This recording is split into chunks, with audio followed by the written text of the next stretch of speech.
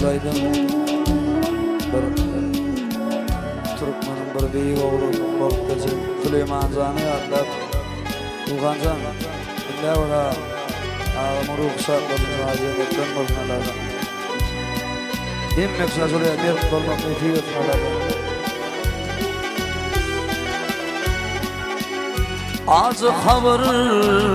tuttu büyüdüm tümlüğün Danımı vaqtını atmadı ağım Sağacıqlım toyununun gülkütüm Akbalıdıp soğud etmedi ağım Sağacıqlım toyununun gülkütüm Allah'ıdır soğud etmedi ağın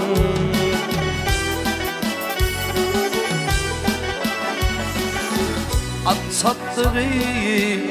haber yayıp kovmuma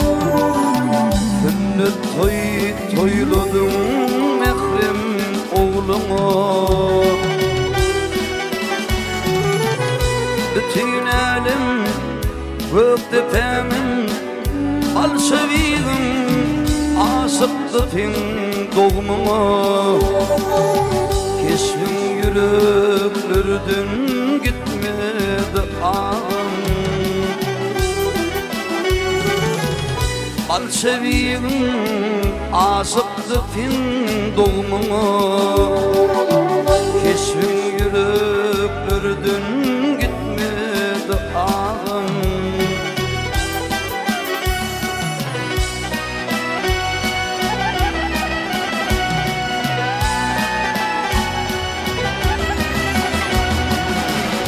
Ayal bavarlarım tecdi basın Dost yarlardan mıdan doludu basın Ağlar bali mehriban yaptıklasın Yürekler hasreti çekmedi ağım Ağla bali mehriban yaptıklasın Yürekler hasreti çekmedi ağım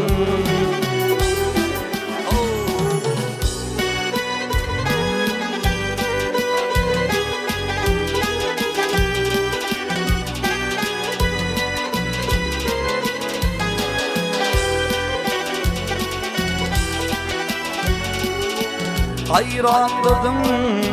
bir söyledim, erkektim Kâbesini sarpalayan gerçektim Sağlarıma bağıt soğut verecektim Armağanlıysa ömrüm yetmedi ağam Sağlarıma bağıt soğut verecektim Armağanlıysa ömrüm yetmedi ağam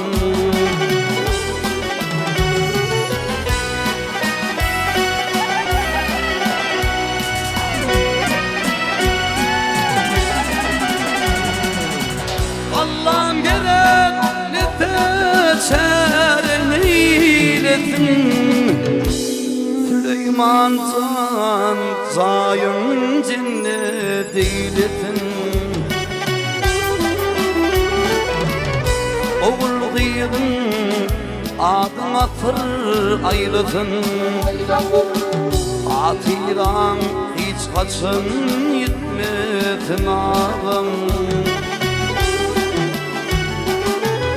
Al seviyim aşıklıkın doğmuma Keşfim yüreklerden gitmedi ağam Süleyman Can adın hiç ölmedi ağam Süleyman Sürü adını